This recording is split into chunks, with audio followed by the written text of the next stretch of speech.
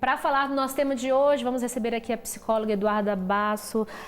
Eduarda, prazer em receber você aqui. Prazer. Olha, a gente falando, né, a respeito desse tipo de violência, né, porque a mulher ela passa por diversos tipos de violência e muitas pessoas acabam não entendendo que certas atitudes são abusivas por parte do parceiro. Então pode ser psicológica, patrimonial, moral, aquilo que traz um sofrimento e uma dor para essa pessoa. Essas pessoas elas demoram a perceber que isso realmente é violência? Então, geralmente o agressor ele começa de maneira muito sutil, né, nesse processo do abuso. Então, a maioria das mulheres elas acabam demorando sim para perceber que estão em relações abusivas, justamente porque no início muitas vezes são pequenos sinais, por exemplo, um ciúme excessivo, começar a implicar com os amigos, então, por que você sai com certas amigas, elas não são para você. Não é esse tipo de pessoa que você tem que andar. Eu vi que a tua amiga me olhou de um jeito diferente, então começa a minar relacionamentos próximos. Além disso, essa questão do ciúme, muitas vezes a mulher pode perceber, mas ele tá tendo ciúme porque ele gosta muito de mim, porque ele tá me valorizando, então... Tenta dar uma justificativa para certas atitudes, isso, né? E aí acaba pensando que isso faz parte do relacionamento, é uma demonstração de amor, até que vai chegando ao ponto em que a mulher ela começa a ficar apenas vivendo pro relacionamento, né? E aí que a gente vê a questão do abuso, que é quando existe uma relação desigual, né? O abusador ele tem um domínio sobre a parceira ou parceiro. Então, o que denomina, vamos dizer, então, um relacionamento abusivo é quando as decisões de um acabam interferindo na decisão do outro. Ele não consegue mais ter aquela liberdade que ele teria de tomar suas próprias posições, decisões, mas sempre ele fica ali preocupado com que o outro vai brigar, o outro vai reclamar, o outro vai, né, vai explodir. Tem mulheres que até preveem, não, se eu fizer isso, meu marido vai ficar bravo. Não, meu marido vai brigar, meu marido... Seria mais ou menos isso. Isso, perfeito. É uma questão que a mulher ela começa a pisar em ovos. Exato, né? É verdade. Então ela sabe que se ela de repente usar determinada roupa, falar com certas pessoas, o companheiro ele vai agir de uma maneira que ela vai se sentir mal, né? Ele vai agir de maneira punitiva. Então ela evita, né? Eu vou desagradar ele, então é melhor eu não fazer. Eu sei que ele vai gostar que eu faça isso. E aí a mulher ela começa a viver sob controle do que o parceiro vai esperar dela, para que não o desagrade ou para que agrade ele, né, de modo geral. Então, como que eu vou ter um espaço para saber quem sou eu e para eu saber o que faz sentido para mim se eu estou totalmente voltada para o meu parceiro? Então você acaba até esquecendo aquilo que é vontade sua, né? Você acaba tão voltado ali em apaziguar as situações, né? Em evitar ali atritos que você acaba esquecendo até o que é a sua própria vontade. Seria isso que é um pouco dificultoso de você trazer essa percepção de que você está no relacionamento abusivo? Porque relacionamento abusivo não é só questão do psicológico, não é só questão da agressão física de fato, mas é você estar ali sempre triste, você se vê triste, você se vê ali desmotivado, você tá sempre ali se colocando mais para baixo, né? Isso. Então ele não é um relacionamento saudável, justamente porque o tempo todo eu tô insegura, eu acho que o meu parceiro... Não agrega, tira, né? Isso, exatamente. Eu tenho medo que ele vá terminar comigo, então o medo do abandono. E aí o relacionamento sempre tá naquela tensão, naquela ansiedade. Então, justamente, ele não é nem um pouco saudável, ele gera muito sofrimento e, inclusive, aumenta a probabilidade de uma tendência à depressão, por exemplo. E aí, pessoas que estão em depressão, elas já não conseguem reagir tão bem. Então, elas, frente a um abuso, frente a uma situação desagradável, ela vai pensar, eu não tenho mais o que fazer. Como que eu vou reagir? Então, a parte de resolução de problemas também se torna mais limitada. E, claro, vem todo o sofrimento, a baixa autoestima, a insegurança, a sensação de que eu não tenho valor, de que se eu sair desse relacionamento, o que eu vou esperar da minha vida. Então, gera muito sofrimento. Não, e você deu o exemplo de depressão, né? Uma doença que atinge a mente, mas tem outras coisas que podem desenvolver também esse tipo de agressão psicológica, física, moral. Tudo isso pode desencadear outras questões que vão o corpo sentir também, né? Sim, sem dúvida.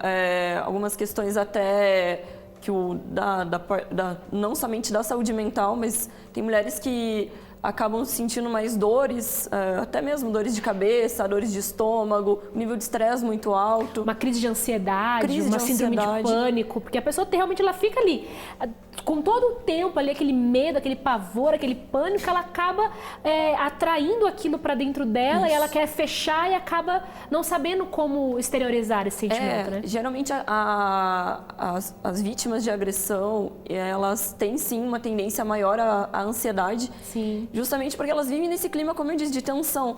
Então, a todo momento eu posso ser punida, a todo momento o meu parceiro, se já existe uma violência física, por exemplo, de repente ele pode surtar. Exato. E aí eu tô tendo que estar preparado o tempo todo para receber uma punição. É bem isso. E a gente sabe que muitas pessoas percebem até, né? Um familiar, uma amiga, uma sobrinha, um tio, uma tia, que está passando por essa situação. Sim. Às vezes você percebe numa reunião de família, um grito, uma forma de falar que não é. E o que a família que percebe esse tipo de situação pode fazer para ajudar essa mulher a se ver livre desse tipo de relacionamento? Então, isso é uma ótima colocação, né? Até quem está assistindo provavelmente conhece alguém que já passou por isso ou vivenciou isso. E o que nós percebemos é que muitas vezes a pessoa, quando ela está passando por uma situação de abuso, ela vai se isolando cada vez mais. É verdade. E aí ela perde muitas referências de com quem que eu posso contar de fato. Uma, porque ela já, na verdade, pensa que só pode contar com o parceiro. Então o parceiro ele vai minando. Uma dependência, né? Exatamente. Então ela tem dificuldade em se expor para alguém.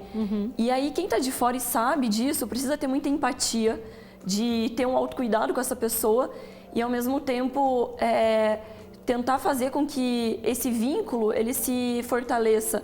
Então é fundamental que as pessoas que estão próximas elas tentem ficar mais presentes na vida dessa pessoa, tentando então acolher primeiramente, sem julgamento. Primeiro é acolher, ela sentir confiança, ela sentir segura com outras pessoas. E aí, claro, nos casos em que há a violência, tem a possibilidade da denúncia, que ela é muito importante. Sim.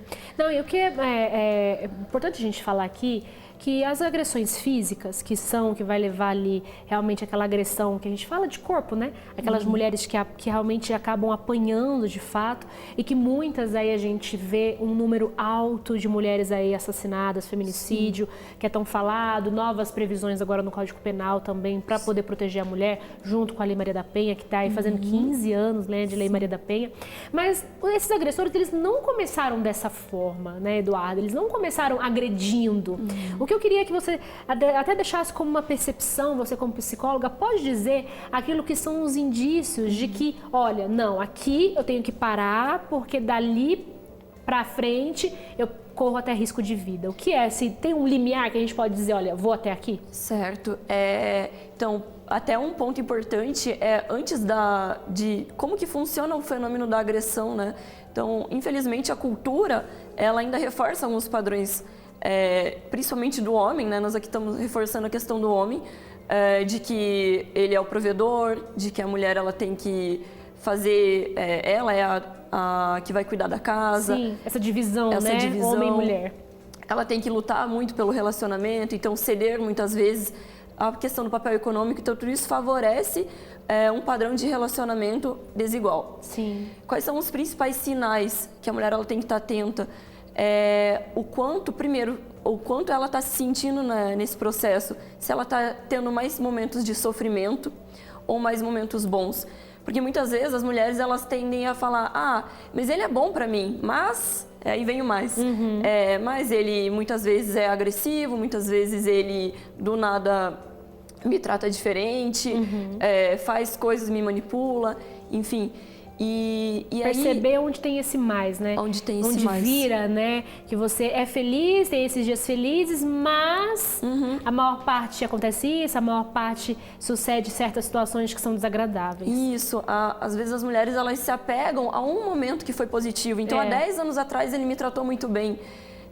Mas esses outros 10 anos foram conflituosos, a maioria dos dias foi muito difícil. E aí, antes, né, de como você colocou a questão de ter a agressão mesmo, física, os sinais principais são, então, será que o meu parceiro deixa eu ser quem eu sou? Será que quando eu quero fazer algo da minha vontade, ele me interrompe, ou ele me apoia nas minhas decisões? parece que eu sinto que eu sempre estou correndo atrás, que eu sempre estou me sentindo culpada, achando que a culpa das coisas não estarem funcionando são minhas. A questão, como eu disse, do ciúme excessivo. Quando o parceiro ele começa a criticar as pessoas com quem eu ando, a criticar tudo que eu faço. Então, ele invalida os meus comportamentos. E, principalmente, a mulher ela tem que olhar para si mesma e pensar, como é que eu estou me sentindo diante disso? Como é que eu era antes do relacionamento? Quem eu era antes desse relacionamento? Será que os meus valores eles foram mudando também? Exatamente. Então, são sinais muito importantes. E, assim, é lembrar que se o relacionamento não está legal, não está positivo, precisa rever, precisa pensar no que é melhor para si, sem ter o medo de ficar sozinho. Exato. Muito melhor é estar sozinho e aprender a desfrutar bem da sua companhia do que viver numa relação disfuncional. Além disso, um trabalho que eu tenho desenvolvido muito é a respeito do término, o que fazer depois que o relacionamento acaba. Porque se eu vivo para o meu relacionamento e um dos principais pilares é ele, quando eu perco ele, o que sobra? Fica aquele vazio. E aí eu preciso também aprender a lidar com isso. Então isso é muito bom. E a gente percebe, que as mulheres elas precisam entender, mulheres, homens, todos, que relacionamento ele é para agregar. Nós aqui falamos sempre da palavra de Deus, falamos sempre ali do que a Bíblia nos ensina, e a Bíblia ensina justamente isso. Relacionamento é para agregar.